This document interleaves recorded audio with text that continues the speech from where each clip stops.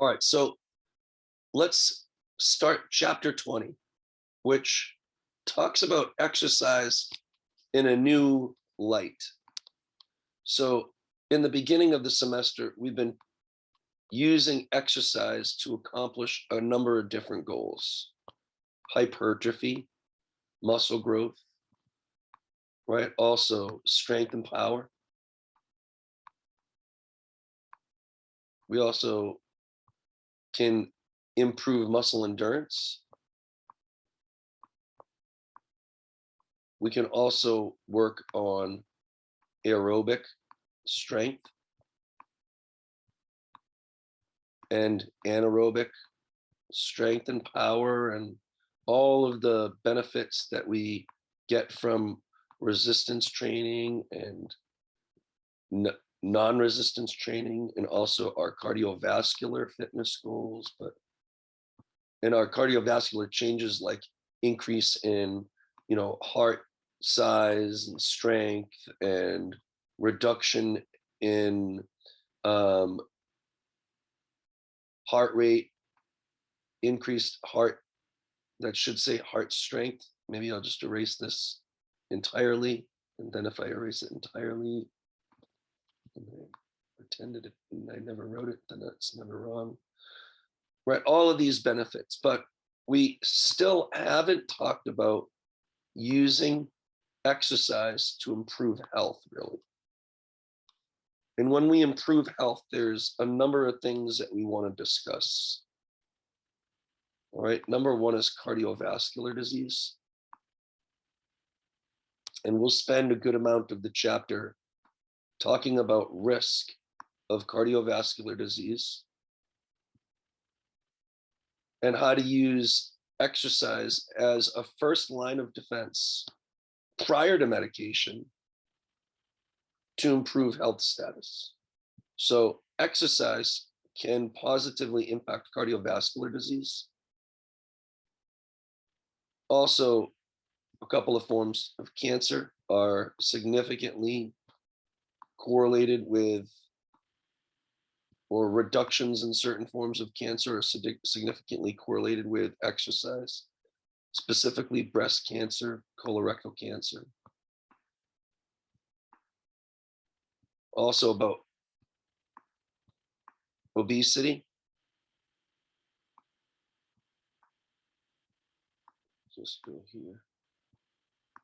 Colorectal cancer, just so it's complete. And then we also have obesity, type 2 diabetes, actually diabetes in general.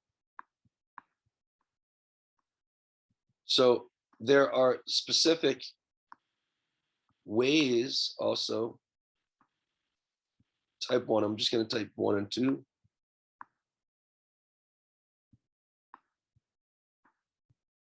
That's good enough for our notes. So what exercise prescription would you give to somebody who wanted to use exercise to reduce blood pressure or to improve cardiovascular disease profile?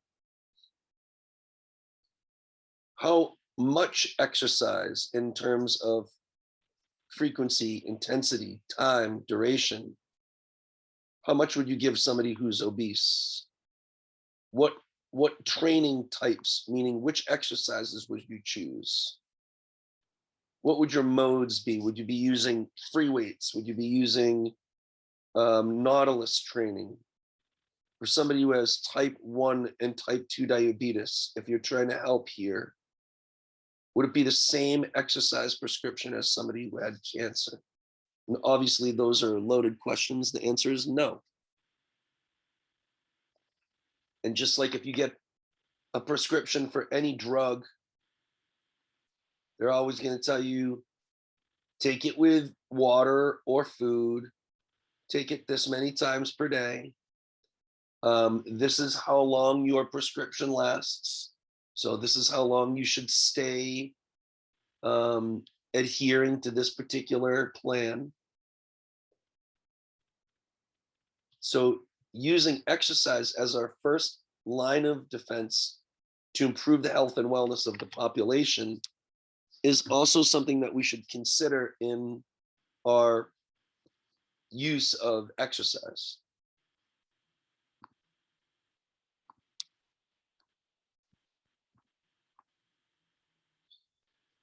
Obviously, there are major health benefits of exercise.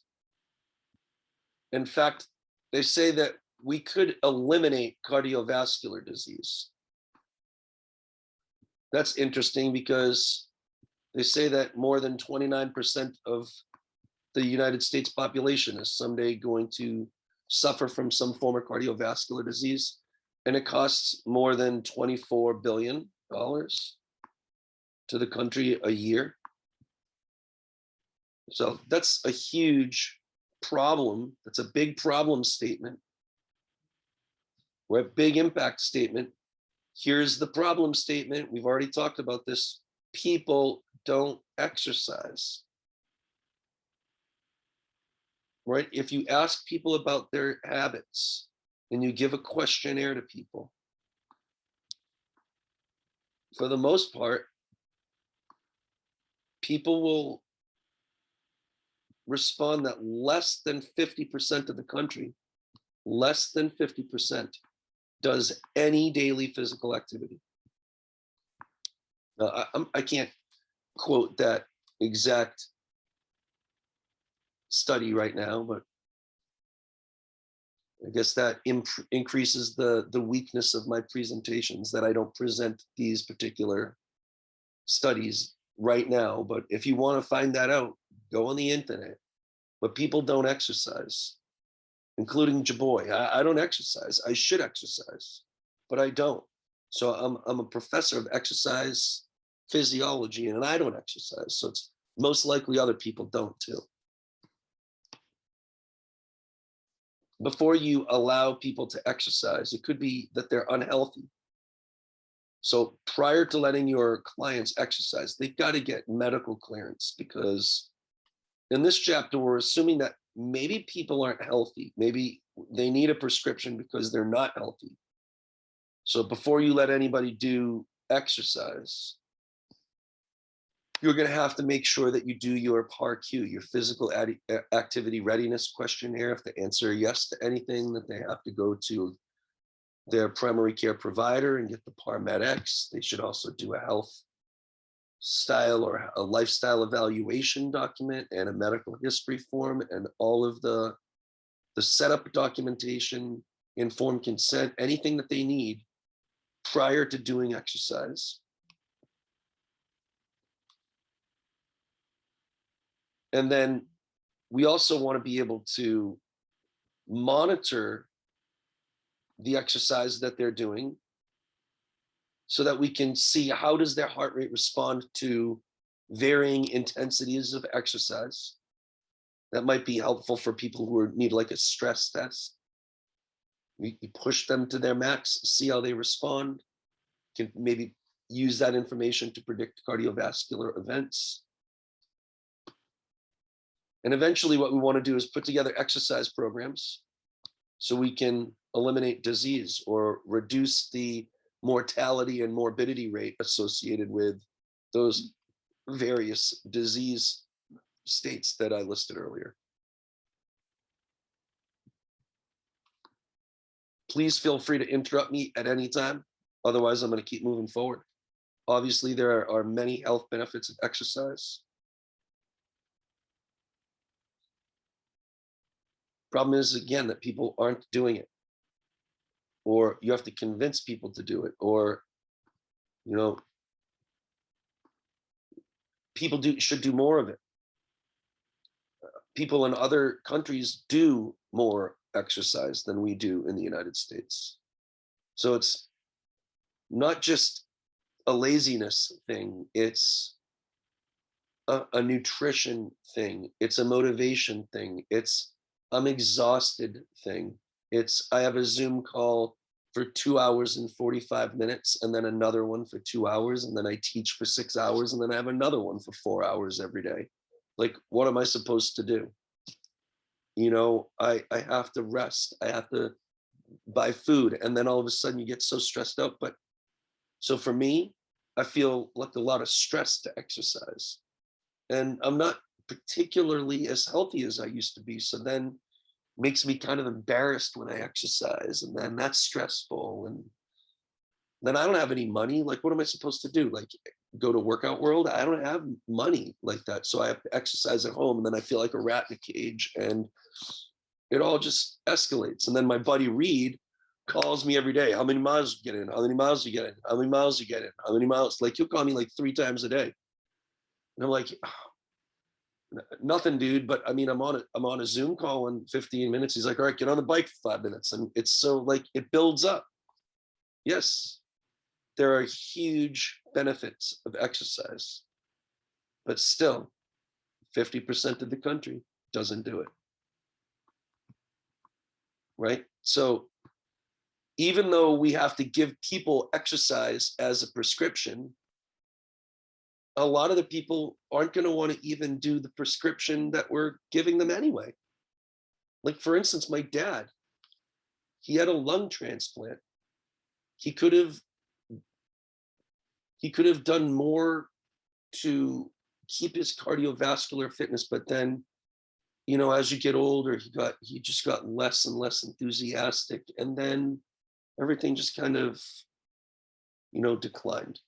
If he could just understand, he understood, but just motivate himself or be enthusiastic enough to be able to do more exercise, I think that he would have gained some benefit from there. But again, it's just really hard to motivate people to do something that they're unwilling to do or don't know how to do. It's taken me months to get the kids in the gym to understand a proper squat pattern. So if you have somebody who just gets weights from, you know, Dick's Sporting Goods and comes home and starts doing squats and they have flat feet, all of a sudden they're going to start hurting their knees, their ankles hurt, my lower back hurts. I started exercising, my body started killing me. Well, that's not because their body started killing them. That's because they had bad technique and nobody to help them. But so it's like a domino effect. It's difficult to make all this happen effectively.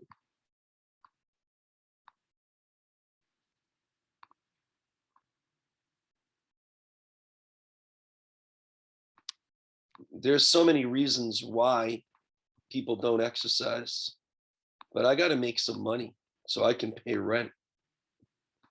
And that takes time. And I don't even have kids. You know, I don't know how people have time to have children and do this. But in our population, money is the thing that drives everything. Right? Everybody knows the benefits, but not many people apply. Not many people even know how to apply. Like, I could go tell somebody, hey, you need to get involved in a strength and conditioning plan. All right, what does that mean? We even know. It's taken me 5, 6, 7 years to understand the technique the kids need and how to organize and balance the push-pull exercises and time everything right. Like, if you don't know, then how can you apply? So because of that, maybe people are just not gravitating towards exercise because it's so complicated these days, but it's actually really not complicated at all.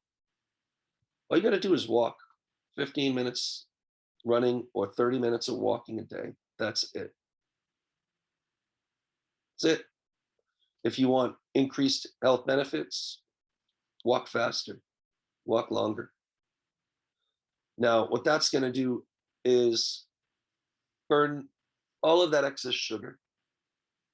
It's also going to increase, or not increase, but especially if the intensity isn't done too high, and especially if you're not burning too many calories and you're getting enough calories, then this full body exercise of walking and the frequency and intensity is going to make it so that you don't lose muscle mass. And if you don't lose muscle mass, then you can maintain strength, maintain the ability to do activities of daily living, and maintain the engine for where sugar can be processed in the body, which is muscle mass. So just walk for 30 minutes, as many days as you can. That's all you need to really tell people. Now, that is not necessarily the case for individuals with cardiovascular disease. For instance, if I was going to tell somebody who had type 2 diabetes to do an exercise plan, well, what I want to do there is I want to try to manage the amount of blood glucose. So for me, I want them to walk 30 minutes every day to manage the blood glucose. Any kind of exercise, in that case, any kind of activity that's burning off that excess sugar is, to me, a good thing. And that's not to me, that's to the research, according to the research. Cardiovascular disease is a little bit of a different story, and we'll probably talk about this a little bit more in the next couple of slides. But let's say that you have a blood vessel, and the blood vessel is, say, for instance, looks like this.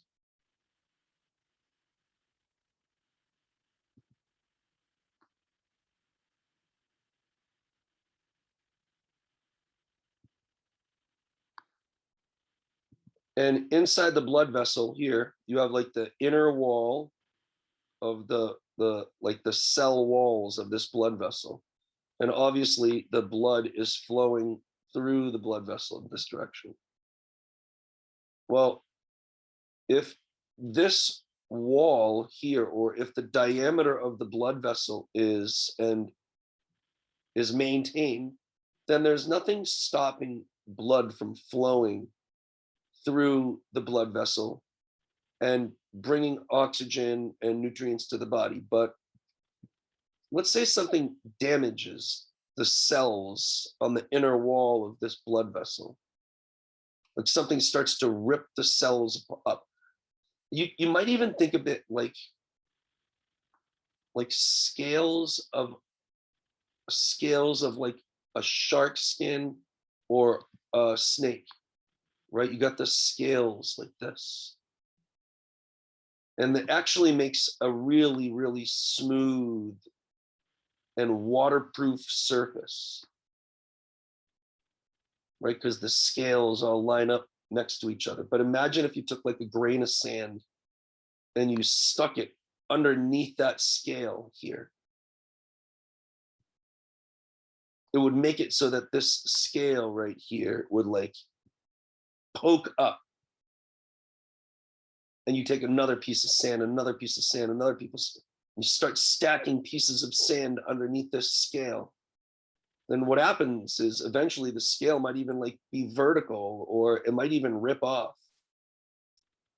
Now think of the inner cell walls of this blood vessel as these scales.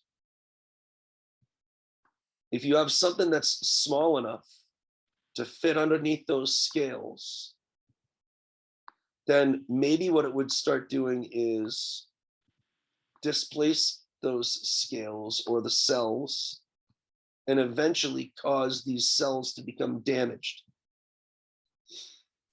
And you could think of the inner cell lining here similar to your skin. When your skin cells become damaged, for my skin, usually what happens is I get a scab. And then the scab will cover over the area to protect it. And then eventually like the scab will kind of like flake off or whatever. I don't even know what happens, or it gets absorbed into the wound itself, and then it goes away. And sometimes I have a little bit of a scar. So that's sort of what happens here. If there's something that's small enough that can wedge underneath the cell wall, the cells that are making up this wall, then maybe there'll become some damage here. And that's what happens. If you eat a lot of fatty foods, and particularly foods that have unhealthy kinds of fats, then those foods will have a large amount of what's called low density lipoproteins, or low dense, this is cholesterol. These two things are called cholesterols. There's low density lipoprotein cholesterols and high density lipoprotein cholesterols. And there's others as well, but this is good enough for now. These low density, things that are low density, they sink. Things that are high density, no, things that are low density, they float.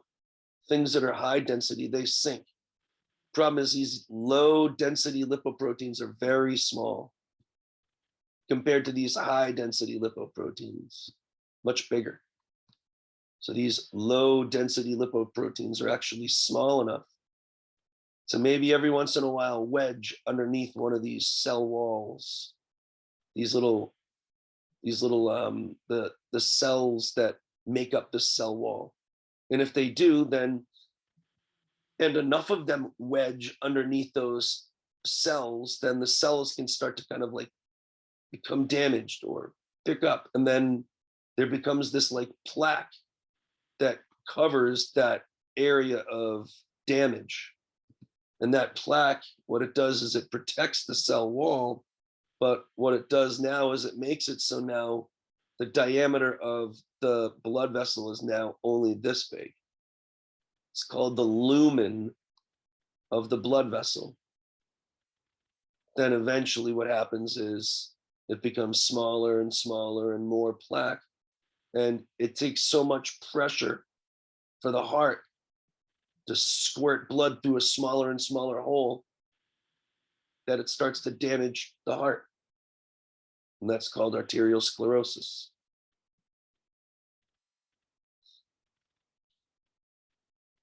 As you get older, this inner cell wall gets kind of like less flexible. And as it does, you get less blood flow, but that's called atherosclerosis. So you have arteriosclerosis and atherosclerosis. Now, the whole reason I'm talking about that is for type 2 diabetes, I would just say any exercising is better than nothing. Burn up those calories. But for cardiovascular disease, I would have to say something different. Because if you work at an intensity that's too low and the heartbeat isn't really like pumping blood very hard, then what you're trying to do is you're trying to use the pressure of the blood going through this hole to open up the lumen actually, right?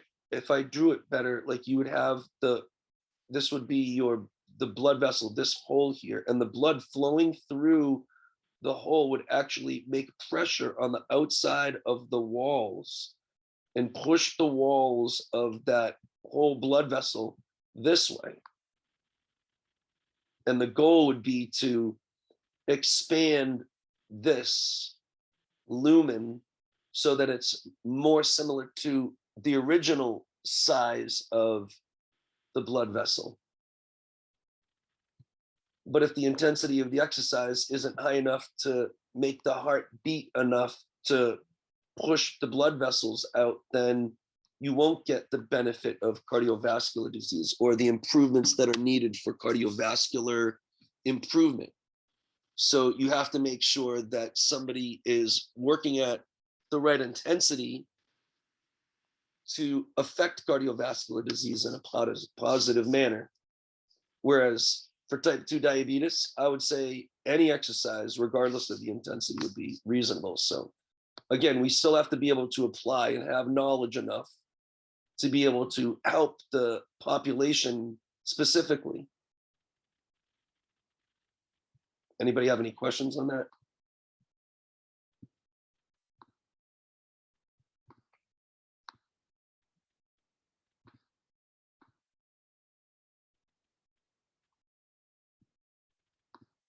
I'm a family physician, and so I've been exposed, not in my own clinical practice, to the effect of exercise on my patients. You know, invariably, I see my patients who are older and healthier. It's because they're exercisers. And so becoming involved with the American College of Sports Medicine and being exposed to the years of research documenting the health benefits of exercise, you know, it just didn't make sense to me that we weren't utilizing the power of exercise to influence health in the healthcare setting. And so when I got the chance to serve as president of the American College of Sports Medicine, I really knew that's what I wanted to do, to try to merge fitness with healthcare, to try to take advantage of the health benefits of fitness in a clinical setting.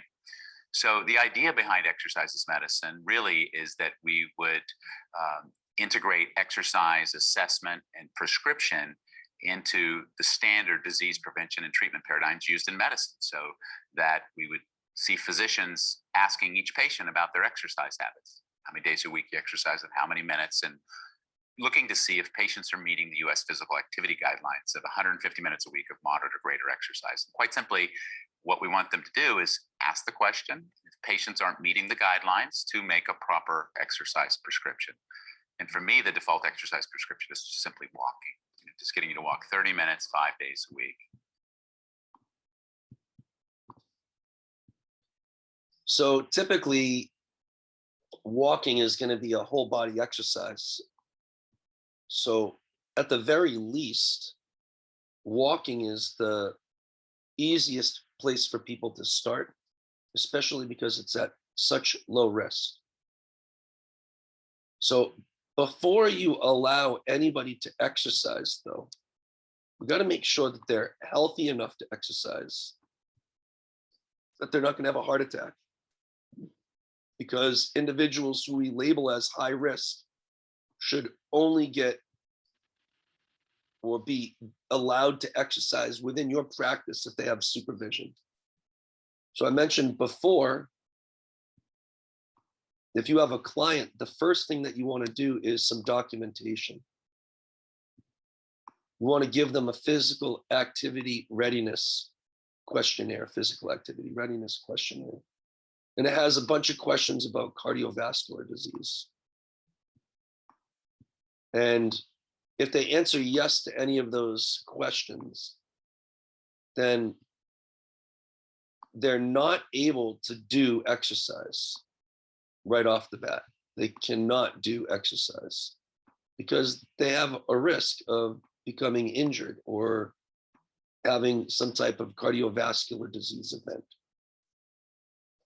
So then you have to refer this individual to their primary care physician, and they would do what's called a PAR MEDEX, a physical activity readiness questionnaire that your medical provider fills out, PAR MEDEX.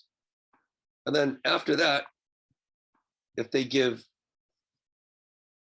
clearance, then the individual can perform exercise under a specific amount of supervision. You're going to have high risk, moderate risk, and low risk individuals, and they should each have a particular amount of supervision when they're doing their exercise program. Low risk individuals don't need any supervision.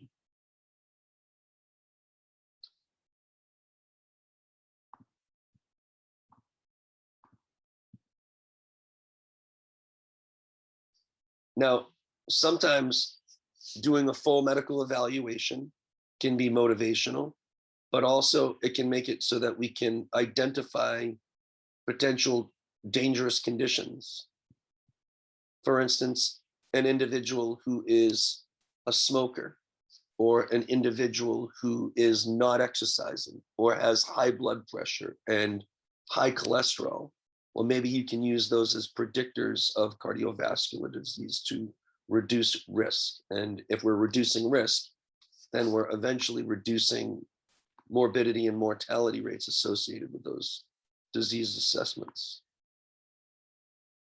So how do we determine who's low, moderate, or high risk? Well, it's by figuring out these risk factors. And for right now, we're going to be talking about risk as it applies to cardiovascular disease, because these next few slides are going to provide us with a number of risk factors, but they're all associated with the increased potential of contracting some type of cardiovascular disease. Right, and it even says here, 2 risk factors for cardiovascular disease. A low-risk individual doesn't have risk factors, and a high-risk individual has actual signs and symptoms, or 3 or more risk factors. So now we have to show you what those risk factors are and how to determine whether or not an individual is at risk. And here they are. So these are the cardiovascular or coronary artery disease risk factors. So I'm going to count up the risk factors that I have. Even though I'm a professor of exercise and health sciences. I don't smoke, I don't drink. I don't really exercise that much. So, I would think that I'm healthy, but I don't really think that I'm overly that healthy, actually. I'm getting better, but let's just take a look at this criteria and see whether or not I am at risk, or whether or not I came into your workout world or workout facility, you would let me work out right off the bat. So next week, what's today? Today is November 10th. My 45th birthday is November 16th. So unfortunately, well, it says greater than 45 years. So greater than, I'm 45. So although it says greater than, let's just say for the practices of this course, there's nothing I can do about that. Next year, it's going to be a risk factor too. And next year, it's going to be a risk factor again and again and again and again and again. So it seems as though this is a positive risk factor, something I do not want. Underneath, you'll see here that there's also a potential for a negative risk factor. Negative risk factor is good because it reduces risk. Positive risk factors, not as good because they increase risk. I don't want this. I don't want these things. So my family history is also a little whack. My dad died of everything, but he died at 66 years old. Now, myocardial infarction, it's a heart attack. My dad had like 5 of them or so. So I guess he had one of those. He had a couple of stents put in afterwards. So he didn't die suddenly before 55, but he did die at 65 years of age. But that's my mother. So that wasn't a sudden death. My dad's was prolonged, so it wasn't sudden. So my dad's family, my family history is not good. My mom has not had any heart issues, thank God. Hope that continues. She's 75, has run like 8 marathons and stuff. So according to this family history, though,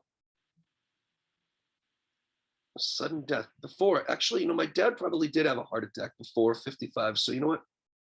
Thanks, Pops. All right. So I think that, I would have, another positive risk factor. Now, cigarette smoking. I guess back in the day, I used to smoke some cigarettes. So if you're a current cigarette smoker, then it's a positive risk factor. But I quit like 10 years ago. So I quit for longer than 6 months. So I'm no longer a cigarette smoker, and I quit a long time ago. So I no longer have actually cigarette smoking as a risk factor. Right? So if people are, oh, I smoked my whole life.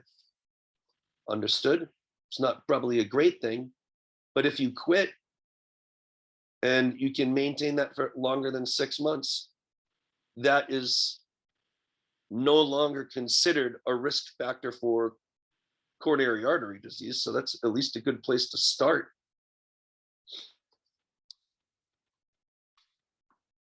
Blood pressure, hyper, pushing out of the walls of the blood vessels because the heart is trying so hard. Systolic, that's when the heart is squeezing and contracting. That's going to push out of the walls of your blood vessels at a particular pressure. And if that pressure exceeds 140 millimeters of mercury, or if when your heart relaxes, there's still too much pressure in your vessels, that's an indicator of hypertension. Now, the other day, I thought that I had like a cold. I thought it was COVID. So I went to one of those fast doctors. I don't know, what is those little clinics, right? And they gave me a COVID test, flu test, none of it. And they gave me my blood pressure, and it was actually 140 over 90. Sorry, 140 over 80. So, I mean, not greater than 140, but there's not much difference between 140 and 141. So, and that kind of concerned me a little bit. It used to be a little bit higher when I was drinking, but quit that. So my blood pressure's gotten much more normal. But let's just say, for all intents and purposes, maybe I have a little bit of high blood pressure. This isn't good. Anytime you diss anybody, that's not good. So dis is bad, lipid is oil, and emia is blood. So a bad amount of oil in the blood, not good. Something wrong with the amount of oil that's in your blood. And here we talked about low density lipoproteins. Those are those lipoproteins, those cholesterols that can wedge underneath the cell wall of your blood vessels, not good ones.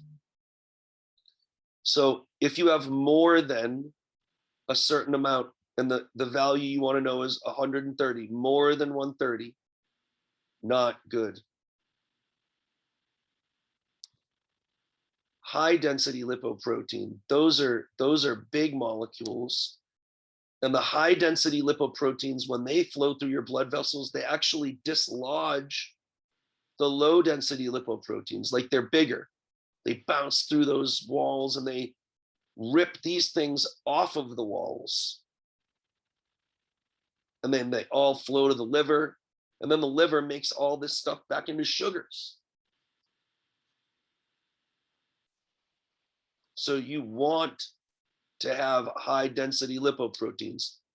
You want to have a low amount of LDL. That's kind of convenient. And you want to have a high amount of HDL. That's not why they call it high and low, but that helps me remember which one I want to have a high amount of and a low amount of.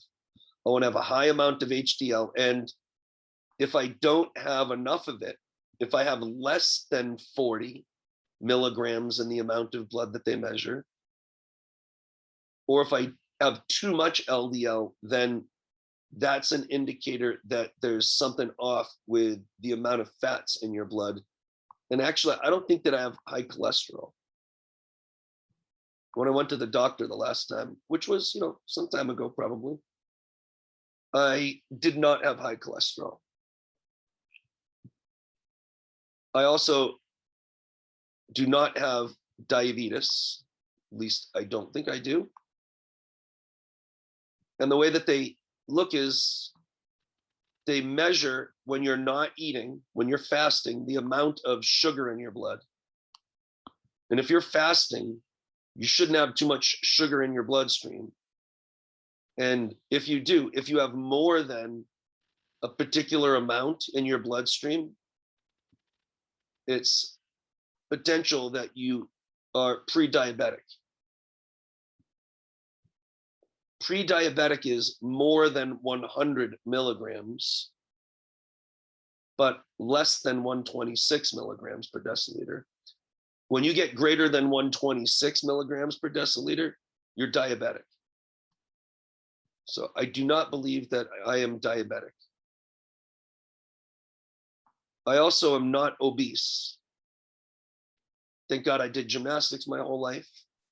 But my body mass index, which is actually not a good indicator of obesity, because body mass index is a measurement that only takes into account the absolute number of kilograms that your body is, and divided by your mass square, your height squared rather.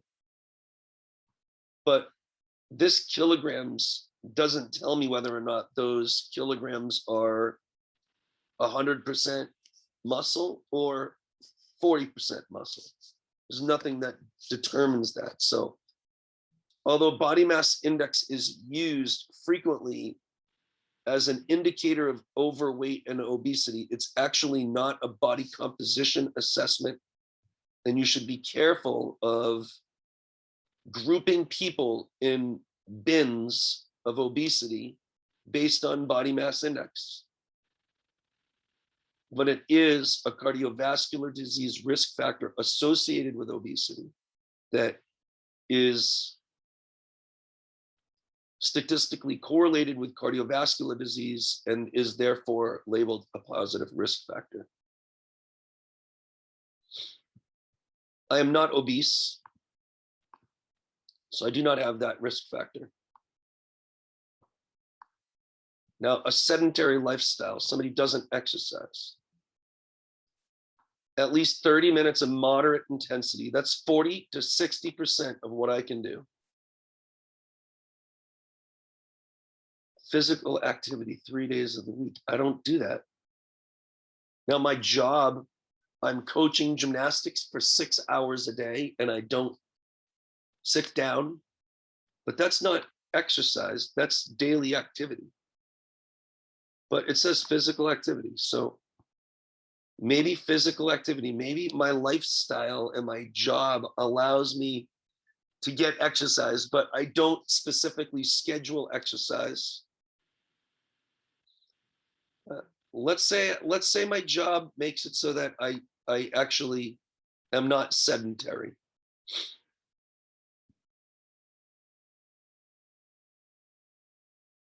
And we'll take a look real quick over here what this, let's not do that.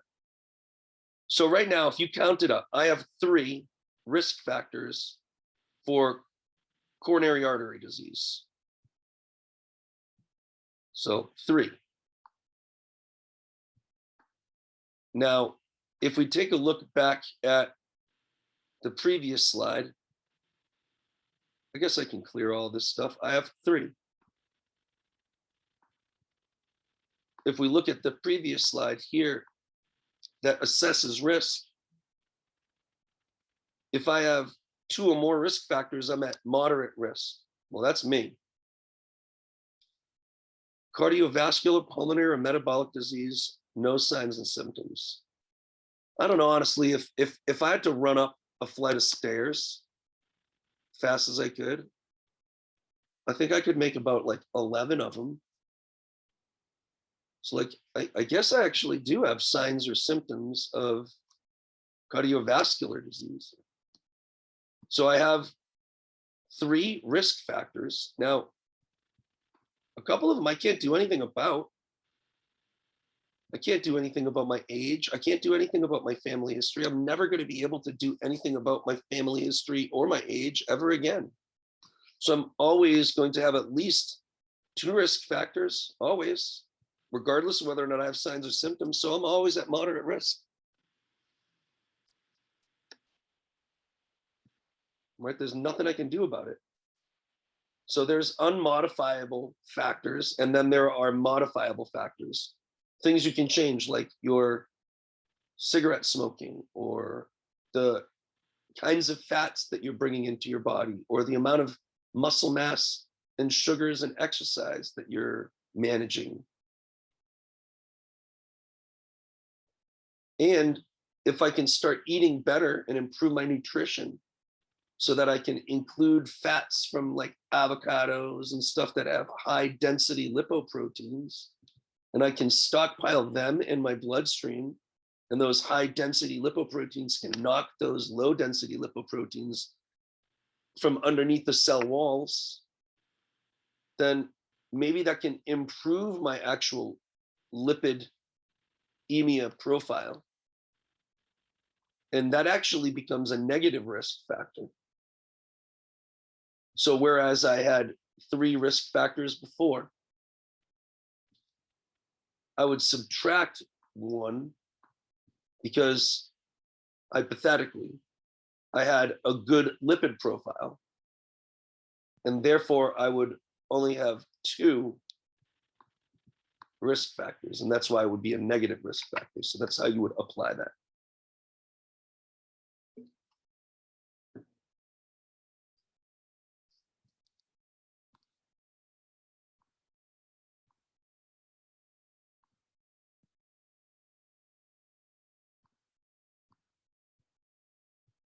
And what we need to do is use that list of risk factors to classify people and determine whether or not they can do exercise. Is it going to be too risky? Individuals who have cardiovascular disease, individuals who have been determined unfit by medical supervisors, you don't necessarily want those individuals to perform exercise, even if it's a Queen's College step test, as a client, if they don't have clearance. If they have a heart attack or something like that, that would be problematic. So here's a little flow chart here that might help you understand a little bit about what to do. So we want to do our medical history evaluation and our lifestyle evaluation, and do your PAR-Q and gather information. This is called your antecedent. Do something to gather information and to learn. And once you have that information, do something with it. All right? Does this individual here have any known cardiovascular disease, pulmonary disease, or metabolic disease? What does that mean? Well, have they had any problems with their heart, with any of the blood vessels in their legs or feet or anything? Or have they had any cerebro, which is your brain, vascular disease? So have they had any strokes, hemorrhages, anything like that?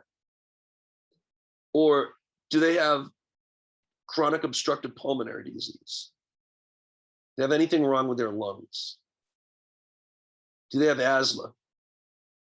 This is where I think that like my dad had COPD, and unfortunately I had a lot of fun and stuff in college, and I think that maybe I like might have given myself some like asthma, or maybe even like if I exercise more, maybe I'd be able to run better. So I don't know, does that count or anything? Or interstitial lung disease or cystic fibrosis, other pulmonary problems?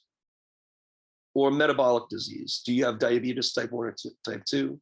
Or do you have any other kidney or thyroid problems, or any other issues with your endocrine system or immune system like that, or any liver disease? Any of these problems? Well, what happens if they say, no, I don't have any of those issues? Well, you would ask them another question. But if they answer yes, do I have any known problems here? Well, yes. Well, if they answer yes, they're at high risk. They cannot do exercise with you. They have to go see a doctor, get medical clearance, and then you would be able to work with this individual. If they don't have any known any known cardiovascular disease. I don't know that I have anything. All right, well, do you have any signs or symptoms of any cardiovascular disease, like all of this stuff here? Pain in your chest, shortness of breath, dizziness, or this is loss of consciousness while you're breathing, problem sleeping, swelling at your ankles, palpitations, or is your heart going too fast?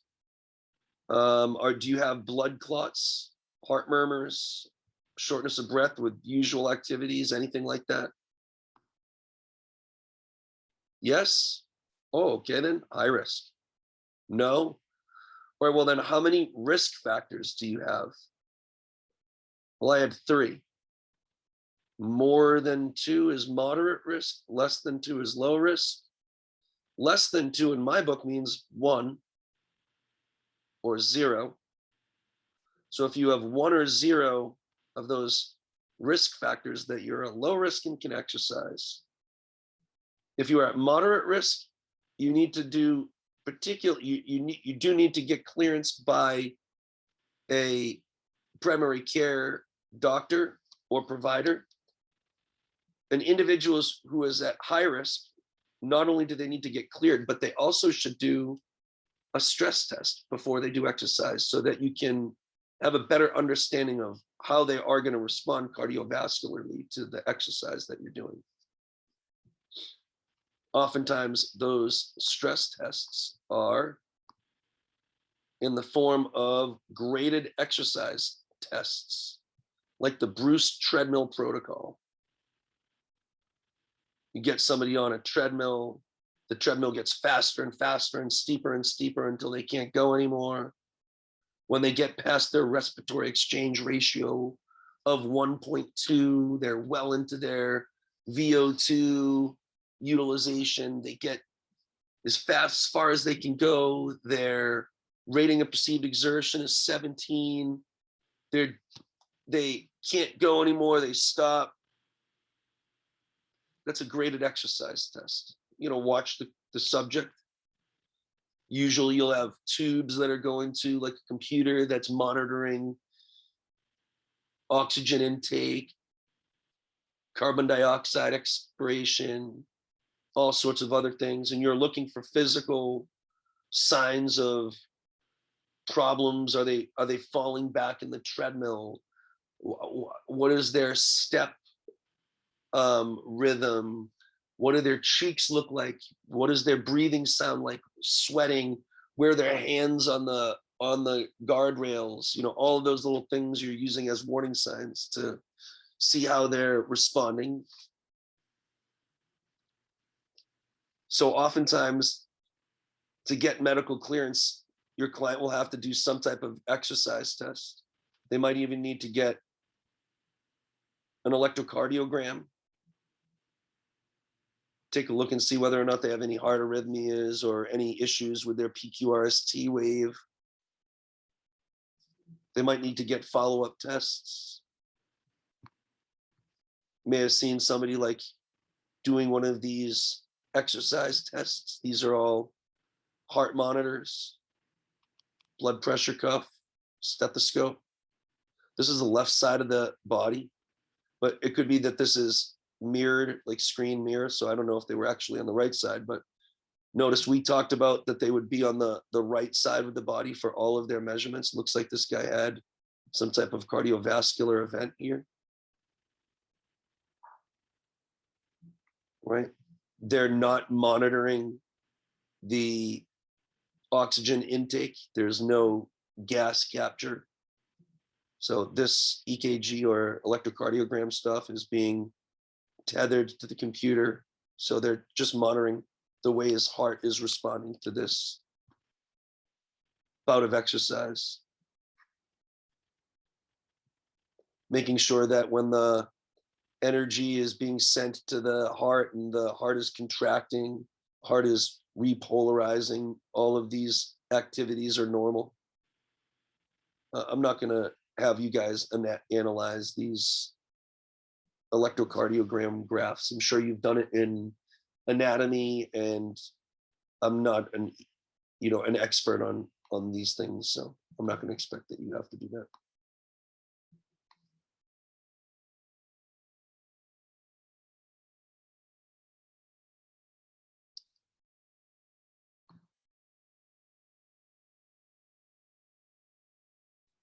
And now for individuals who are at moderate or high risk, it's recommended that somebody does a graded exercise test prior to you having them do activity in your facility. Well, you might say, well, they're at high risk. Why would you have them do such a stressful graded exercise test? Well, because you want to know how they're responding and how they will respond. And you're not letting them do this graded exercise test at home. You don't say, hey, it seems like you have cardiovascular issue. Can you take this graded exercise test alone without supervision of a doctor and an exercise, professional and a professional exercise physiologist? So they would go to their doctor, and at the doctor, those high-risk individuals would have a referral to somebody who could perform a graded exercise test safely with appropriate supervision.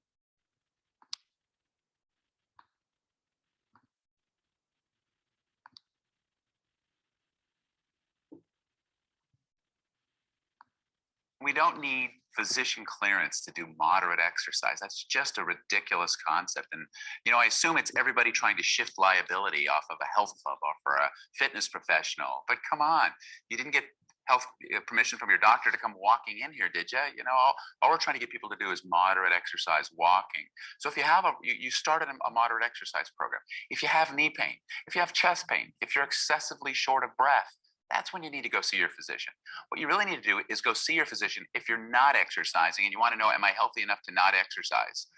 Tell me that. That makes more sense. We don't need physician clearance to do.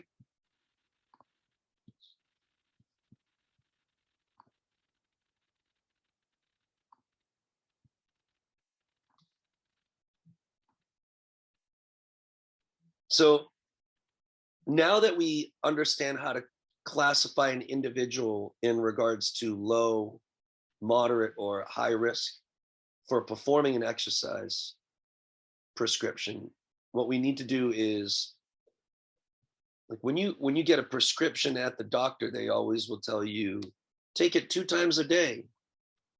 Take it with water. Don't take it at night. Don't take it and drive. Make sure that you don't drink when you're taking this particular medication. You have 25 pills. You should get them refilled twice. And then after you do that, you don't need to get any more refills. Those are all the variables that a pharmacist would, or a doctor would, put on the prescription so that you can get the prescription filled by the pharmacist. And when you get to the pharmacist, they might even discuss some of the nuances of each of those particular prescription guidelines. So the same thing would hold true for us who are trying to give exercise as the medication. The first line of defense is not medical or surgical intervention. It should be lifestyle change. So how do we provide exercise, and what kinds and to what type would we give to somebody who is suffering from one of those cardiovascular disease or type 2 diabetes or cancer diagnoses? There's going to be a minimum amount of exercise that you want to give to somebody. But in some instances, that minimum threshold is beneficial. That's what that gentleman who was on that video was just talking about. 30 minutes, 5 times a day, just walk. Do anything is better than nothing.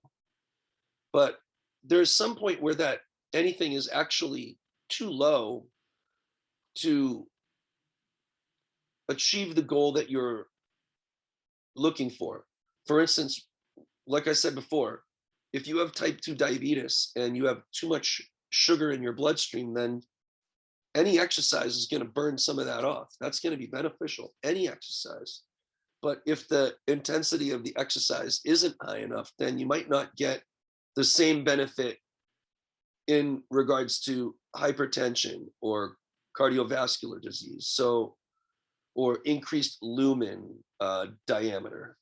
So it could be that some individuals need a higher intensity versus others in order to achieve the benefit of exercise. But for the most part, individuals can walk, hike. For me, I don't have too much time and it gets cold and I make excuses, but I do have an exercise bike. So it's in my room. I could just get on it, right? 30 minutes of just watching TV.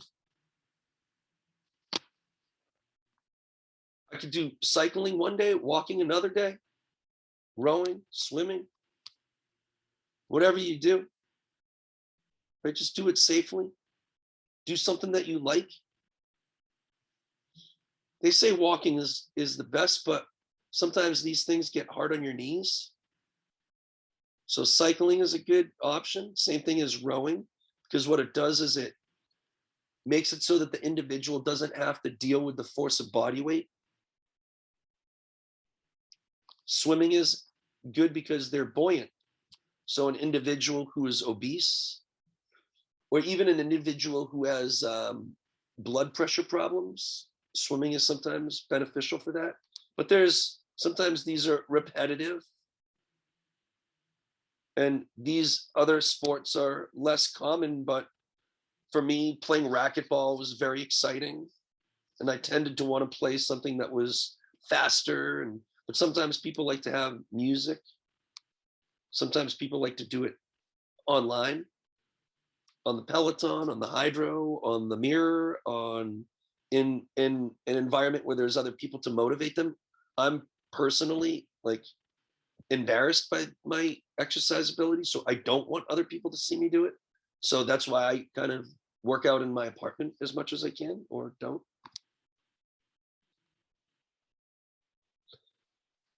Sometimes what we're doing is improving aerobic fitness for sport training, but sometimes we're trying to improve sport performance. So it really depends on what the goal is of the individual, right? Here, we're not even trying to work on somebody who's unhealthy, but we are trying to make positive impacts on their cardiovascular profile by increasing the strength of the heart or the relaxation of the heart during diastole, so there can be an increased cardiovascular loading or end diastolic volume or whatever. Got to make sure that you're knowledgeable of many different types of lifts and styles of providing the same exercise for the same muscle group. So our guys have been lifting for 4.5, 5 months, June, July, August, September, October, 5 months, 4 days a week. If we did the same 10 exercises every day, they would get so bored. So we have hundreds of exercises that they've been enriched and learned and have understood technique. And I want to make sure it's challenging, but safe, supervised. They can do it. It's got to work. So we collect data and we use the data to corroborate whether or not things are working. And I have to find something that they can do indoors, maybe outdoors, more than one option. I don't have a pool, so I can't use that. So, and maybe what you do is you give the kids earbuds, let them listen to music, or,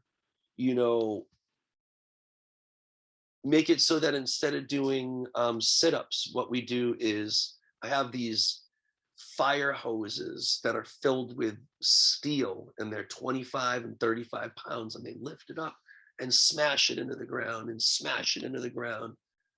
and they get out so much stress relief, but it's the same exact thing as doing, core strength sit-ups. They don't even know they're doing sit-ups. They think it's fun. They're making noise. They're smashing things into the ground, but it's just another mode of doing sit-ups. I'm just tricking them. And then for each of the different cardiovascular disease, or more, I would say, public health issues that we mentioned earlier, namely obesity, type 2 diabetes, cardiovascular disease, and those particular types of cancers, choosing the right amount of time and duration of those exercises is important, because you don't want people to get burnt out. Some people have never exercised before. Start slow. Most important thing is that they like it and that they do it.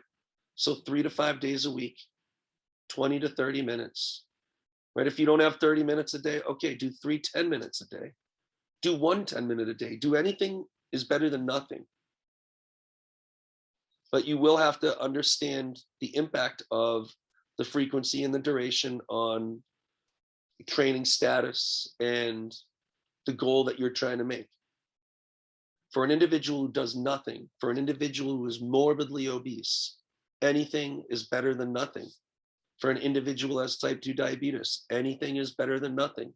For an individual who doesn't do any activity and they're sedentary, anything is better than nothing. Right? For an individual who is trying to maintain a lifetime of strong bone density, anything is better than nothing.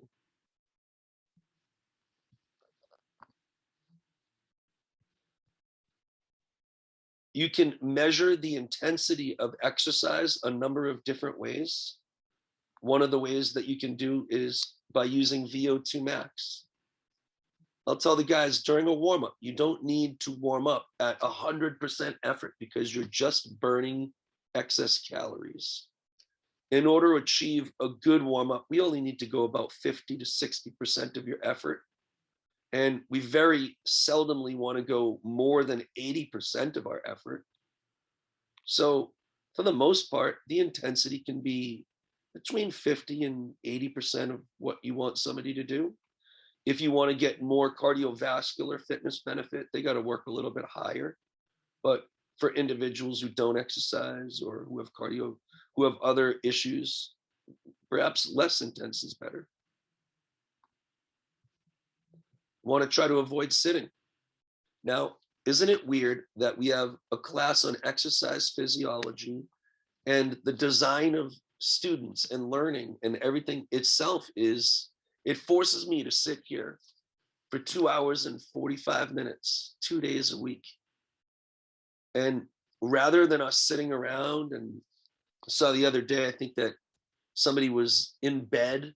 I don't care. Don't put the video on. Why don't you go and just get on a treadmill or walk in place or do sit-ups, or, put me on earbuds and bring me to the gym and do a workout while you're listening to class. That doesn't matter to me. But, and now what they want me to do is come back to school so that we can continue sitting during practice, during our course. It just seems like this is just a little bit an opposite of what we should be doing. You can also measure your exercise intensity using heart rate, because heart rate and Vo2 Max are so linearly correlated. So you can work at particular heart rate ranges. All right. You can choose heart rate ranges that are safe. Remember, 220 minus your age is maximum heart rate. So you can use percentages of your heart rate to reduce intensity and make it so that individuals can work out at an intensity that you have monitored through your exercise testing and is going to be safe for them. And that's why you put a heart rate monitor on an individual. And as the exercise physiologist or the person working with this individual, you're able to monitor their exercise intensity and keep them safe. You can also take a look at metabolic equivalence. A metabolic equivalent is the amount of energy that your body uses during complete rest.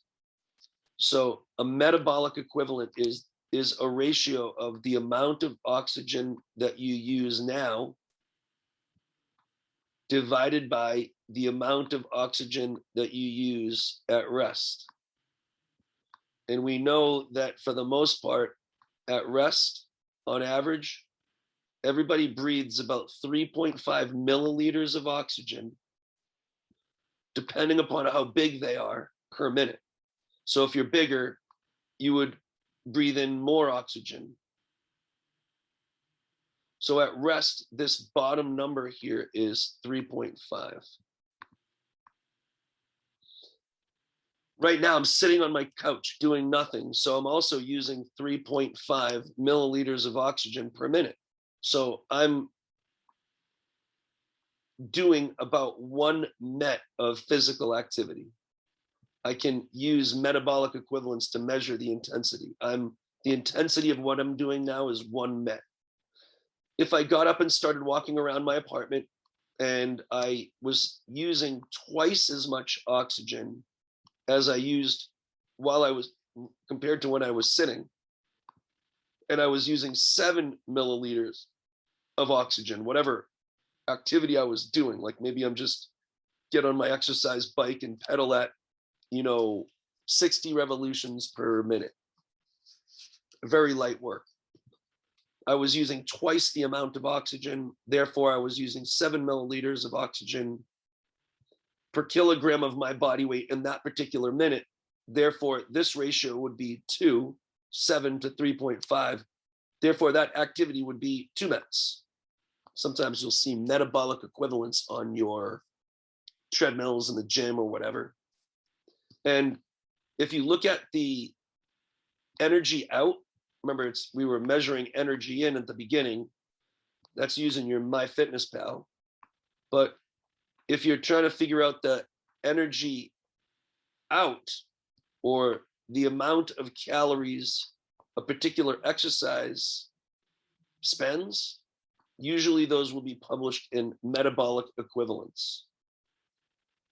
It will say something like 40 minutes of rowing is this number of calories, this number of mets. I think we'll finish up probably with this next slide. But the next way of measuring the intensity of a bout of exercise is using a rating of perceived exertion. And a rating of perceived exertion is a scale from 6 to 20 that corresponds to the intensity of the exercise. So you have somebody doing that graded exercise test, and they are pedaling as hard as they can. Should be a 9. And they're pedaling, and they're pedaling at a particular velocity. And at the beginning of the test, the exercise isn't really difficult for them at all. So if you ask them, how intense is this exercise based on this scale from 6 to 20? In the beginning, they're going to say like 6. It's not hard at all. But as the exercise gets more and more difficult, eventually they're going to feel the intensity, and they're going to start to say, oh, this is like more like a 7, an 8, a 9. And then let's make this an 8. And a 7, and a 6. Eventually, when they get to about 17, you know that they're gassed. They're at the point where maybe this graded exercise test is so difficult for them that we're getting to the point where they should be done. And the scale also conveniently corresponds to heart rates of about 60, 70, 80, 90. So when they're on the treadmill, and they tell you that their rating of perceived exertion is at about a 12, you can estimate that their heart rate is therefore probably at about 120. And remember, 220 minus age is max heart rate, 220 minus, and if I'm 40, 45, I'm giving myself a couple of years, but just to do the math easily, if I'm, all right, 45, then my max heart rate should be about 175. So if I exercise and I'm on the treadmill and I notice that my heart rate is going past 175, I probably want to consider stopping. That'll correspond most likely with a rating of perceived exertion from me at about 17 or 18 or so. But I have a high tolerance of pain. So it could be that like what my 18 for me is like a 14 for somebody else, or vice versa, or whatever. Or because I'm afraid, of a cardiovascular event because I'm not as healthy as I used to be. Maybe I like want to stop earlier than I actually can. Maybe I want to stop and my respiratory exchange ratio is still only like 1.04. And I think I'm done, but I'm not done. So I'm telling you that I'm at a 17, but I'm really at a 13. So this is another way to measure the intensity of the exercise. And you'll need to be able to set the intensity, the time, the duration, and all of those little variables so that you can provide your client. And in this case, it's not a client for strength and conditioning. It's a client that you're trying to improve their physical health and wellness.